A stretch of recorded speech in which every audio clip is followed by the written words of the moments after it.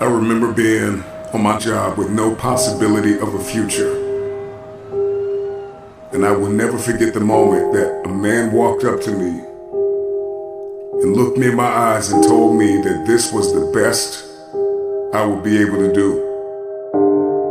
And I came to the resolve in that very moment that greatness would be my new norm. What he said to me hit me hard. It was a metaphoric, massive blow to my face. But like a wise man once said, you gotta pick your head up like your nose is bleeding. And right where they left you for dead, elevate. Where he told me I would retire from, that this was the end of the line. I came to the resolve that I would not believe the lie. I could hear it in the air that the voice of destiny would reside in the place where he wanted me to die. I made the decision to fight for my future.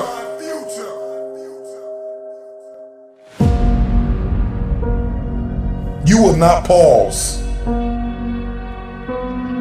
You will progress. You will not expire. You will evolve. You will not crumble in the midst of crises. You may be neck deep in what seems to be a catastrophic storm of chaos, but I pray that in this moment you will find the calm, the peace, the hope, the faith, the courage, the expectancy you need to live and not die, to move up and not stay where you are. You get what you see, and that is the formula for expectancy. Your expectation is what you believe is about to happen. And for many of you, you have been so traumatized by the past that your expectations are so diminished. Your expectations have been dying a slow death because of the trauma of the past. You expect nothing. And so you feel like, if I don't expect anything, then you can't hurt me. If I have no expectation on you, then you cannot disappoint me. If you are going to win the fight for the future, you are going to have a high expectation. It was Kobe Bryant that said everything negative, pressure, and challenges is all an opportunity for me to rise.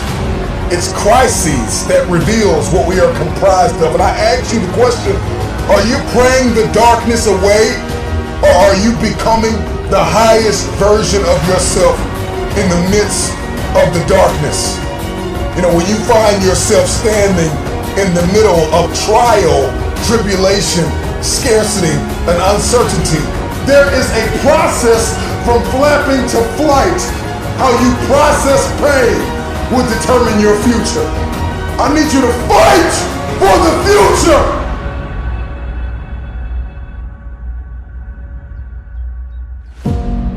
Let that sink in for a minute.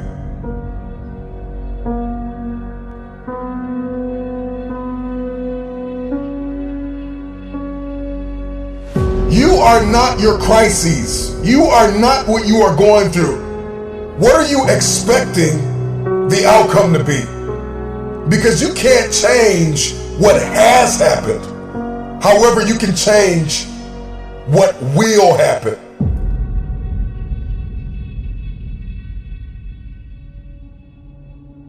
Your responsibility is, once you've gone from flapping to flight, is to protect your progress, to protect your territory. You gotta get a real boss-like mentality with your territory. All the ground that you gain, protect your territory.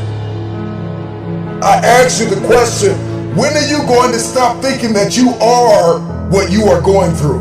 When we step into elevation and we get that, what I like to call that bird's eye view, we gain a greater perspective when we zoom out.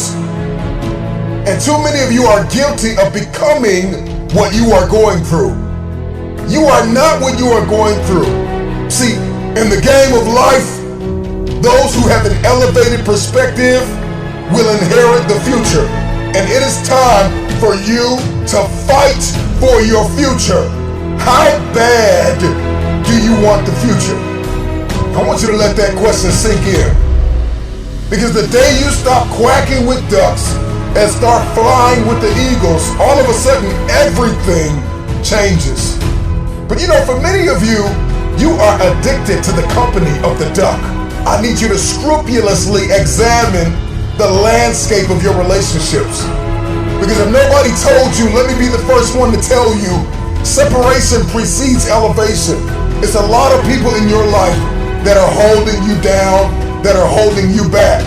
There are some people you're going to have to let go of in order to elevate above the noise, above the dysfunction, to be a light shining brilliantly through the darkness, above the uncertainty, high above all murky waters, beyond the pain of the test and trial. Elevated people will always ask themselves, what did I learn in the midst of it all? King David said in Psalms 119:71, it was good for me that I had been afflicted, that I might learn thy statutes.